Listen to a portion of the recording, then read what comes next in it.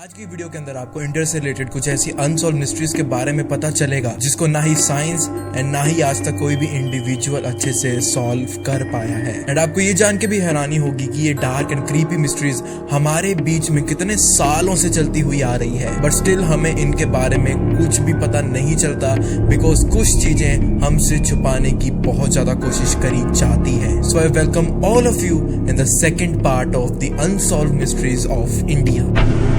Do you know हमारे India की military की रैंकिंग टॉप 5 के अंदर आती है, नंबर 4 टू बी प्रिसाइज। हमारे इंडियन मिलिट्री का ईयरली बजट अराउंड 15.7 बिलियन का है। 92,000 active front line personnels, 420 plus fighter aircrafts and 4 fighter submarines भी हैं हमारे पास। We are all proud of this achievements and that's why हम में से बहुत सारे सिटीजन्स इंडिया के अंदर रहने में बहुत ज्यादा सेफ फील करते हैं। बट मैं आपको ये सब इसलिए बता रहा हूँ बिकॉज ये सारा डाटा जो मैंने अभी आपको रिवील किया हमारी मिलिट्री का, ये सारे एनालिटिक्स हमारे पास होते ही नहीं अगर हमारे first prime minister and first president politics over nation के चक्कर में हमारी आर्मी को, हमारी मिलिट्री को डिसबैन कर देते या फिर धीरे धीरे उनकी ग्रेजुअली पावर ही एकदम रिड्यूस कर देते ना के बराबर। अभी जिस क्रीपी मिस्ट्री के बारे में आप जानने वाले हो उनको अनुज धार नाम के एक इंडियन जर्नलिस्ट एंड ऑथर ने बियर बाइसेप्स के एक पॉडकास्ट के अंदर बताया था।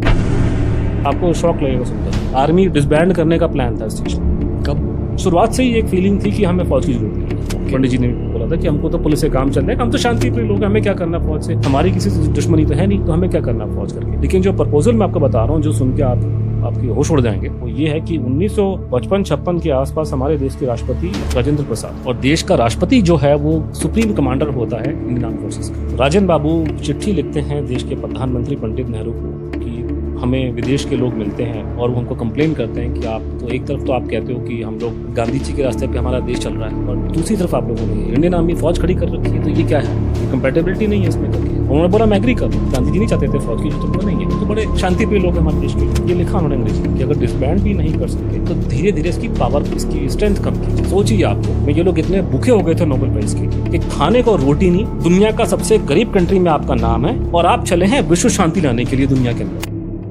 Imagine our country today without army ranking, troops, technology सब भूल जाओ एक बार के लिए। Just imagine our country without military. I am sure कि military ना होने के बावजूद इंडिया का पोटेंशियल देखकर बहुत सारी कंट्रीज आ जाती हमारे ऊपर फिर से गुलामी करने के लिए, एंड शायद अभी तक कोई ना कोई कंट्री ऐसा कर भी पा चुकी होती। जितने भी कंट्रीज आज हमारी एलाइज बनकर आज हमारे साथ खड़ी हैं, लाइक इजराइल एंड रशिया, वो इसलिए हमारी दोस्त नहीं है बिकॉज हमारा नेचर बहुत अच्छा है, इंडियन पीपल बहुत अच्छे होते हैं, या फिर हम बहुत ज्यादा नॉन वायलेंट डेमोक्रेटिक कंट्री है। आज वो भी हमारे एलाइज इसलिए हैं because they know the future potential of India and our power, they know the potential of our military and potential of our people. वो ऐसे ही हमारे एलाइज नहीं है सिर्फ दोस्त बनने के चक्कर में, कहीं ना कहीं उनको अपना फायदा भी दिखता है, इसी चक्कर में वो हमारे साथ में है। Take the example of North Korea, perhaps उनके पास वर्ल्ड को ऑफर करने को कुछ भी नहीं है एंड वो अपने ही लोगों को एकदम एक हेल वाली ट्रीटमेंट देते हैं, बट स्टिल नॉर्थ कोरिया की मिलिट्री पावर इतनी ज्यादा है कि कोई भी कंट्री डायरेक्ट उनके ऊपर हमला नहीं कर सकती even if they wanted to, and even कोई कंट्री उन्हें अपना गुलाम बनाना चाहती भी है या फिर अपना पार्ट ही क्यों ना बनाना चाहती हो, they just can't do that because of their military power. People and nation today can't live that much peacefully and it is a fact. ये सब बातें पिक्चरों में ही अच्छी लगती है, रियल लाइफ में नहीं। रियल लाइफ में तुम्हारी कमजोरी का कोई फायदा ना उठाए ऐसा बहुत ही ज्यादा रेयर होता है। अगर हमारे first prime minister and president foreign pressure में आकर आर्मी डिसबैन कर देते तो डेफिनेटली देश आजाद होते ही फिर से एक लाइबिलिटी बन जाता जिसको अपना एसेट बनाने के लिए न जाने कितनी सारी कंट्रीज कूद पड़ती फिर से। But hopefully things did not go that much south to get us in that much trouble. आप सब ने भानगढ़ फोर्ट के बारे में जरूर सुना होगा एंड मुझे भी हंड्रेड्स ऑफ कमेंट्स आ चुके हैं भानगढ़ फोर्ट के ऊपर एक वीडियो बनाने के लिए। Bhangarh fort is known as the most haunted place of India, like कोई नंबर 2 नहीं, नंबर 3 नहीं, सीधा नंबर 1। इतनी ज्यादा हॉन्टेड मानी जाती है ये जगह कि 5 बजे के बाद आपको यहाँ पर कोई भी जाने ही नहीं देगा, एटलीस्ट लीगली तो बिल्कुल भी नहीं। कहते हैं कि जो भी पर्सन अकेला एंड डार्कनेस के टाइम में इस जगह के अंदर गया है वो कभी वापस से लौट कर आया ही नहीं। बहुत बार ऐसा भी हुआ है कि भानगढ़ फोर्ट के गार्ड्स एंड केयर टेकर्स को उस फोर्ट के अंदर कैमरास एंड मोबाइल फोन्स भी अलग अलग जगहों पर पड़े हुए मिले हैं, लेकिन उन डिवाइसेस के ओनर्स उन्हें आज तक नहीं मिले एंड ना ही उन डिवाइसेस को क्लेम करने के लिए वहां पर कभी कोई आया है। कहते हैं कि अगर आप ग्रुप बनाकर जाओगे तो स्टिल प्रोबेबिलिटी है कि आप में से कुछ लोग वापस जिंदा आ जाएंगे उस फोर्ट के अंदर से। लेकिन अगर आपने अकेले यहाँ पर जाने का कभी फैसला ले लिया तो शायद ये डिसीजन आपका फाइनल भी हो सकता है। भानगढ़ की ये हॉन्टेड मिस्ट्री जितनी ज्यादा अनसॉल्व्ड लगती है, उसके पीछे की हिस्ट्री एंड उसके पीछे का कर्ज इतना ज्यादा अनसॉल्व्ड फील नहीं होता है। There is a very famous tale that follows the curse story of Bhangarh fort. कहा जाता है कि in 16th century a tantric name Singhia fell in love with the princess of Bhangarh Ratnavati. But ये मैच उस टाइम के हिसाब से एकदम होपलेस था एंड अगर वो हार्डकोर लवर्स भी होते तब भी उनका ये रिश्ता कोई भी एक्सेप्ट नहीं करता। दैट्स वाई उस तांत्रिक ने अपनी ब्लैक मैजिक की पावर्स को यूज करना शुरू कर दिया उस जगह की प्रिंसेस को सेड्यूस करने के लिए एंड अपने पास उसे खींचने के लिए। बट प्रिंसेस को ये बात समझ आ गई थी एंड वो फर्दर कोई स्टेप लेता उससे पहले ही प्रिंसेस ने उसको डेथ सेंटेंस दिलवा दी थी। बट कहते हैं कि अपनी डेथ से पहले उस तांत्रिक ने उस पूरे फोर्ट को हमेशा के लिए कर्स करके रख दिया था, वो भी in every way possible. But अगर आप भानगढ़ फोर्ट को डे के टाइम में भी विजिट करोगे तो कुछ रिपोर्ट्स की अगर हम माने आपको हर वक्त ऐसा लगता रहेगा जैसे आपको कोई देख रहा है हर एंगल से, no matter where ever you go in that fort. वहां का एटमोस्फेयर आज भी वैसा है जिससे आपको बहुत ज्यादा रेस्टलेसनेस एंड एंजाइटी फील हो सकती है। लेकिन अगर आप दिन की जगह में रात में जाने की ट्राई करोगे वो भी अकेले, तो इट इज पॉसिबल कि यहाँ पर गायब हुए हंड्रेड्स ऑफ लोगों की लिस्ट में आप लोगों का नाम भी शामिल हो जाएगा। हम सब ने अश्वत्थामा नेम जरूर सुना होगा because of the tales of Mahabharata also known as Kurukshetra war. Ashwatthama was a person जिन्होंने लॉर्ड कृष्ण के एक झूठ के कारण गुस्से में आकर पांडवास के कैंप को इन्फिल्ट्रेट करके द्रौपदी के 5 बच्चों को उनकी नींद में ही ब्रूटली मार दिया था। And after this brutal killing Ashwatthama, Lord Krishna and Pandavas जब फेस टू फेस आए तो अश्वत्थामा ने एक बहुत ही ज्यादा पावरफुल वेपन को समन किया to kill all the Pandavas. Lord Krishna ने भी वो सीन देखते हुए बोला अर्जुन को to summon a very powerful weapon which was known as Pashupat astra. But the higher gods told Arjun to call back his weapon because वो दोनों वेपन्स अगर कोलाइड कर जाते आपस में तो लिटरली उनमें इतनी ज्यादा पावर थी कि वो पूरा यूनिवर्स ही डिस्ट्रॉय कर देते। गॉड्स की बात को ध्यान में रखते हुए अर्जुन ने अपना वेपन तो कॉल बैक कर लिया था लेकिन अश्वत्थामा को ये चीज करनी आती ही नहीं थी। इसी वजह से अश्वत्थामा के चलाए गए उस वेपन को रोकने का कोई पॉसिबल तरीका नहीं था। But then lord Krishna decided कि वो अश्वत्थामा के उस वेपन को यूनिवर्स के एक ऐसे पार्ट की तरफ पॉइंट आउट कर देंगे जहां पर लिटरली कोई भी लाइफ नहीं थी एंड अगर वो वेपन वहां पर टकरा भी जाता तो एज सच कोई भी डैमेज नहीं होता ह्यूमैनिटी को। बट एंड मूवमेंट पर अश्वत्थामा फिर से डिसाइड्स कि वो पांडवास को ही मारना चाहता है अपने वेपन के थ्रू। लेकिन अगर वो पांडवास को डायरेक्टली नहीं मार सकता तो वो पांडवास के जीन्स को ही इस धरती से मिटा देगा हमेशा के लिए। एंड इसी वजह से अश्वत्थामा गॉड्स की सारी बातों को टाल देता है एंड अपने वेपन को उतारा नाम की एक प्रेग्नेंट लेडी की तरफ पॉइंट आउट कर देता है जिसके पेट में अभिमन्यु का बेटा पल रहा था, who was the grandson of Pandava Arjun. वो वेपन डायरेक्टली उतारा के बेली के ऊपर जाकर लग जाता है लेकिन उस पावरफुल इंपैक्ट के बाद भी लॉर्ड कृष्ण अब उस बच्चे को तो बचा लेते हैं एंड उसका उन्होंने एक नाम भी रखा था विच वाज परीक्षित। अभी तुम्हें समझ आ जाएगा कि मैं तुम्हें महाभारत की स्टोरी का एक ब्रीफ क्यों दे रहा हूँ, बट अभी ध्यान से सुनो। After this act of Ashwatthama lord Krishna finally decides to curse him and उस कर्स के चलते वो अपनी सारी गॉडली पावर्स को खो देगा। उसके माथे में जो जेम है जिसकी मदद से उसको बहुत ज्यादा मेंटल क्लैरिटी एंड शार्पनेस मिलती होती थी वो भी अब हमेशा के लिए चली जाएगी एंड जितने भी वुंड्स उसकी बॉडी पर थे वो कभी भी हील होंगे ही नहीं। एंड इसके साथ ही साथ उन्होंने अश्वत्थामा को इमोर्टैलिटी का भी कर्स दे दिया था जो कि 5000 सालों तक चलने वाला था। एंड मैं आपको इस कर्स के बारे में बताना चाहता था, इसी वजह से मैंने सोचा कि आपको महाभारत की ये स्टोरी की भी थोड़ी सी ब्रीफ दे दी जाए। एंड अश्वत्थामा के इस 5000 साल के इस ब्रूटल कर्स के कारण ही आज भी कई लोग ये मानते हैं, ये दावा भी करते हैं कि उन्होंने अश्वत्थामा को देखा हुआ है, वो भी बिल्कुल उसी हालत में जिस हालत में वो महाभारत महाभारता वॉर में खड़ा था लॉर्ड कृष्ण के सामने। एंड जितनी भी रिपोर्टिंग्स एंड लोगों की स्टोरीज अबाउट अश्वत्थामा मैं तुम्हें बताने वाला हूँ वो 2, 3, 3, 4, 5, 6 साल पुरानी नहीं है। न जाने कितने हंड्रेड्स ऑफ ईयर से लोगों ने कहीं ना कहीं ये लिखा हुआ है, ये दावा किया है कि उन्होंने अश्वत्थामा जैसे एक क्रिएचर को, एक बड़े से आदमी को देखा है जिसके माथे पर अकॉर्डिंग टू द स्टोरी सच में एक वुंड था,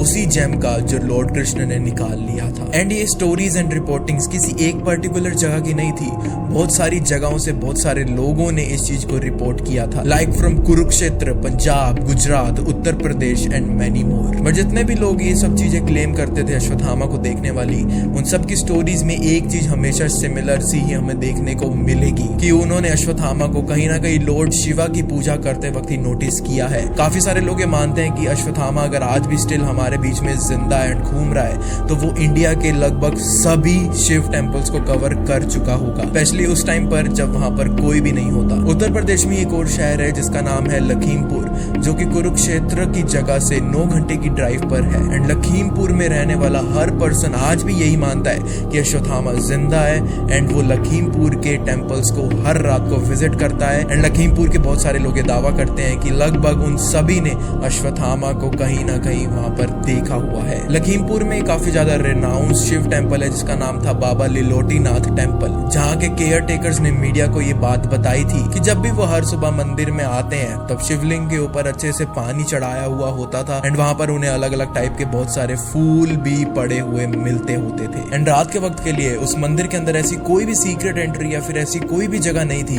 जहाँ से कोई अननोन पर्सन आके ये सब कर पाता। एंड वैसे भी ये वाला मंदिर वहाँ के एक घने जंगल के अंदर बना हुआ है एंड उस जंगल के अंदर वाइल्ड एनिमल्स का भी काफी ज्यादा खतरा मंडराता रहता है। लेकिन कुछ टाइम पहले जी मीडिया की एक टीम इस फिनोमिनम के बारे में और जानकारी लेने के लिए वहां पर चली गई थी। एंड वहां पर पहुंचने के बाद जब उस टीम ने काफी ज्यादा मॉनिटर किया उस जगह को, तब you will not believe what they have captured inside their camera. Pandit ji ने बताया कि रोज सुबह जब मंदिर के दरवाजे खोले जाते हैं तो शिवलिंग पर जल चढ़ा मिलता है। हमने तय किया कि रात को यही रुकेंगे, लेकिन दिक्कत यह थी कि रुका कैसे जाए। पंडित जी ने कहा कि रुकने की कोई ना तो व्यवस्था है ना ही कोई जगह। ये मंदिर बिल्कुल सुनसान इलाके में है, आसपास कोई गांव नहीं है, लिहाजा वापस लौटने के अलावा हमारे सामने कोई चारा नहीं था। हम सुबह 4 बजे मंदिर पहुंच गए। तो रात के वक्त में हमने देखा था उस समय तक शिवलिंग बिल्कुल इस तरीके से जल नहीं था, और अब सुबह जब हम आ रहे हैं तो देख रहे हैं कि जल है और लग रहा है कि जल चढ़ा हुआ है। हालांकि पंडित जी का कहना है कि कोई सुबह सुबह आता नहीं है और ये इलाका भी जिस तरीके से नहीं देखो कोई नहीं। वेल ये तो कुछ भी नहीं था। अब ये टीम अश्वत्थामा के क्लूज को और भी ज्यादा डीपली रिसर्च करने के लिए उसी जगह में मौजूद केरेश्वर टेम्पल नाम की एक जगह में भी जाते हैं, जहां पर लिटरली किसी को भी अलाउड नहीं था वहां पर रात के अंदर रुकने के लिए, बिकॉज वो जगह अश्वत्थामा की ही बर्थ प्लेस थी। बट समहाउ जी मीडिया की टीम ने परमिशन ले ली थी उस टेम्पल में पूरी रात रुकने के लिए। एंड वहां पर उन्होंने कैमरास भी इंस्टॉल कर दिए थे जो पूरी रात उस मंदिर को नॉन स्टॉप रिकॉर्ड करने वाली थी। उस मंदिर के अंदर मौजूद शिवलिंग के ऊपर वहां के लोग हमेशा रजाई ओढ़कर उस जगह को बंद करते होते थे। एंड वो दावा करते हैं कि जब भी वो हर सुबह आते होते थे तो समहाउ उनको वो रजाई तो हर जगह से गीली मिलती थी, लेकिन वो शिवलिंग एकदम सूखा हुआ होता था। एंड रजाई के गीले होने के साथ साथ उन्हें कभी कभार उसी शिवलिंग के आसपास में अलग अलग टाइप के फूल भी पड़े हुए मिलते होते थे। ये टीम उस पर्टिकुलर जगह की चाबी अपने पास रखकर उस जगह को मॉनिटर करे जा रही थी लाइव, ताकि वो ये चीज कंफर्म कर पाए कि कोई अंदर जाकर ऐसा तो नहीं करता था। एंड जब सुबह मंदिर के केयर टेकर्स आ गए थे उनके पास, तब उन्होंने मंदिर के केयर टेकर्स को भी ये कंफर्म कर दिया था कि यहाँ पर डेफिनेटली कोई भी नहीं आता होता है। उस टीम के सामने ही, बिल्कुल सामने ही उनके हाथों से चाबी लेकर उस दरवाजे को खोला गया जहाँ पर शिवलिंग एंड वो रजाई रखी गई थी। एंड जैसे ही उन्होंने उस दरवाजे को खोला तो उस टीम के लिए एक और मिस्ट्री उनका वेट कर रही थी। मंदिर के दरवाजे बंद हो चुके हैं और चाबी हमारे हाथ में है। सुबह के 4:30 बजे मंदिर का दरवाजा खोलने के लिए पंडित जी आ गए। ये रजाई आपको थोड़ी हल्की गीली दिखाई पड़ रही है आपकी साइड से, दिखाई कहाँ तक गीली पड़ रही। मंदिर का दरवाजा हमारे सामने ही खुला, लेकिन ये थोड़ा अजीब सा था। रजाई गीली थी और लग रहा था कुछ देर पहले ही पानी से गीली हुई। लेकिन अपनी रिसर्च के दौरान मुझे ये भी पता चला कि जिन भी लोगों ने अश्वत्थामा को देखा है या फिर जो दावा करते हैं कि उन्होंने अश्वत्थामा जैसे क्रिएचर को देखा है, उनकी लाइफ बहुत ज्यादा कर्स हो जाती थी। बिकॉज कहते हैं कि तुमने गलती से भी अश्वत्थामा की एक झलक भी देख ली ना तो you will literally go blind and आप एकदम ही मेंटल स्टेट खो दोगे अपना। And some people even said that कि उनकी बॉडीज पर भी वैसे ही वुंड्स आना शुरू हो जाएंगे जैसे अश्वत्थामा की बॉडी पर थे। बट आई थिंक ये one of the most oldest mysteries है इंडिया की जो आज तक चलती आ रही है। मैं इस वाली मिस्ट्री के ऊपर अपनी कोई भी पर्सनल थ्योरी नहीं देना चाहता बिकॉज मैं ज्यादा नहीं जानता हूँ सब चीजों के बारे में, टू बी ऑनेस्ट। एंड वैसे भी आई बिलीव कि मिस्ट्रीज एक मिस्ट्री की तरह ही अच्छी लगती है because from my personal experience too when a mystery और a conspiracy becomes a reality it is always terrifying. Guys अगर आपको वीडियो पसंद आ रही है तो प्लीज लाइक जरूर कर देना।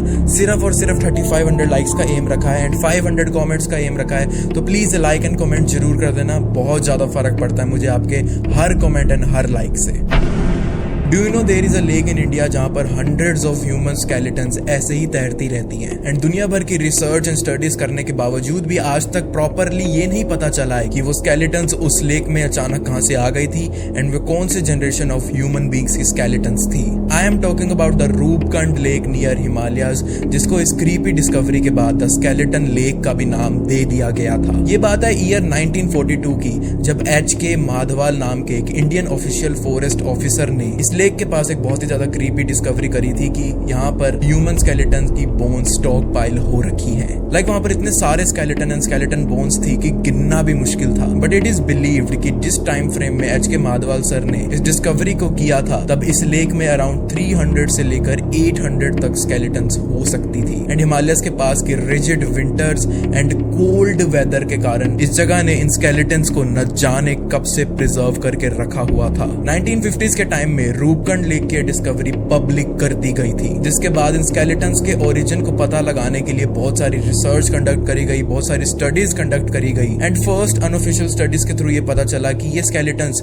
शायद जापानीज एंड तिब्बतियन ट्रेडर्स की हो सकती है जो इंडिया आते होते थे अपना गुड सेल करने के लिए। देन एक और थ्योरी आई कि इस लेक के आसपास के रीजन में पहले काफी सारे लोग रहा करते थे एंड ये स्केलेटन बोन्स उन्हीं एशियन मेंस एंड वुमेन्स की भी हो सकती है जो कि किसी लैंडस्लाइड वगैरह के बाद इस लेक में आकर डायरेक्टली गिर गई थी। इन स्केलेटन्स के साथ कोई भी वेपन्स या फिर सोल्जर के कोई भी इक्विपमेंट्स आज तक देखने को नहीं मिले, तो डेफिनेटली ये स्केलेटन्स डेड सोल्जर्स की तो बिल्कुल भी नहीं हो सकती। ये सारी स्टडीज इतनी कोई ज्यादा वायबल साबित नहीं हो रही थी, इसलिए 2019 के अंदर फिर से एक रिसर्च टीम आई इस जगह पर एंड उन्होंने अपनी स्टडीज को डीपली कंडक्ट किया एंड उन 800 स्केलेटन्स में से अराउंड 38 स्केलेटन्स उन्होंने रिकवर कर ली थी। एंड जब उन्होंने उन 38 स्केलेटन्स पर डीप स्टडी करने की कोशिश करी तब उनकी रिसर्च के अंदर जो उन्हें मिला दैट वाज लिटरली शॉकिंग। उन्होंने देखा कि उन 38 में से कुछ स्केलेटन्स का DNA 1000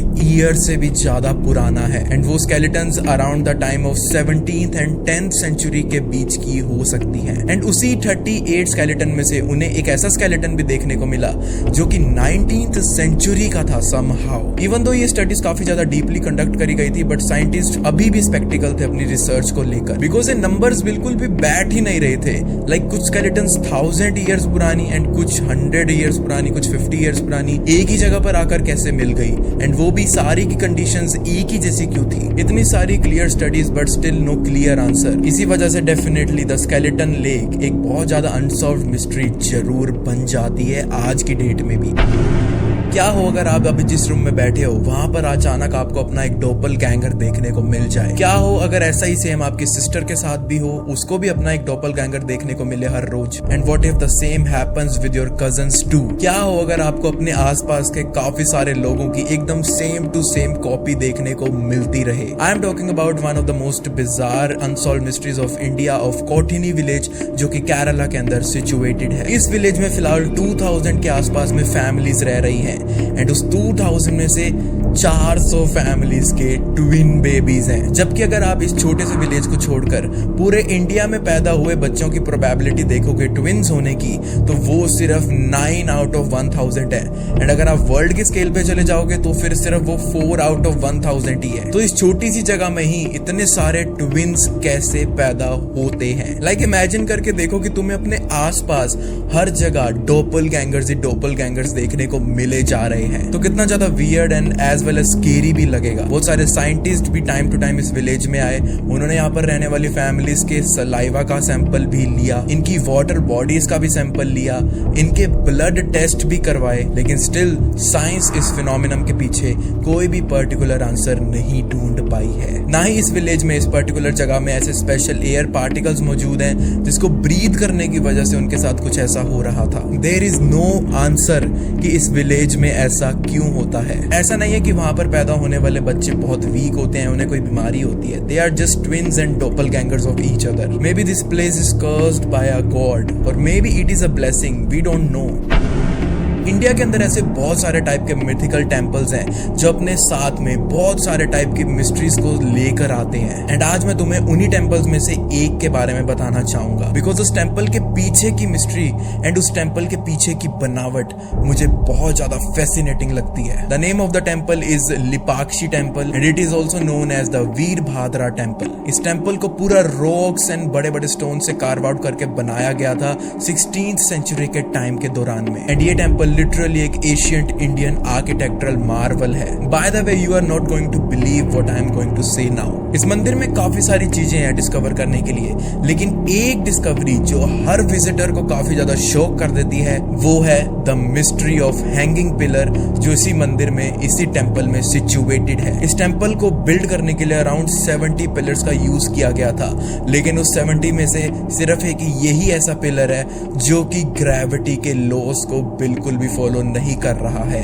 even though the gap is not that big, but आप डेफिनेटली देख सकते हो कि वहां पर एक्चुअली में गैप तो है। एंड आप इस वाली फोटो से जज कर सकते हो कि ये पिलर सच में एयर के अंदर लेविटेट कर रहा है, ये कोई हेलुसिनेशन नहीं है या फिर माइंड का कोई ट्रिक नहीं है। आई डोंट थिंक कि मॉडर्न स्ट्रक्चर्स भी इतने ज्यादा मार्वलस तरीके से बनाए जा सकते हैं जो कि इतने टाइम तक ऐसे टिके भी रहे। आई होप आपको इंडियन अनसॉल्व्ड मिस्ट्रीज का सेकंड पार्ट भी जरूर पसंद आया होगा। Also do let me know कि आपको सबसे ज्यादा क्रीपी मिस्ट्री कौन सी लगी हमारे इंडिया की। लाइक एम एंड कमेंट गोल मैं आपको वीडियो के अंदर बता ही चुका हूं, तो प्लीज थोड़ा बहुत अपना प्यार भी दिखाया करो। एंड अगर आप फ्यूचर में भी माउंट साइडर की ऐसी अमेजिंग वीडियोस मिस नहीं करना चाहते तो आप बस चैनल को सब्सक्राइब करके रख लो एंड बाकी सब आप मेरे पर छोड़ दो।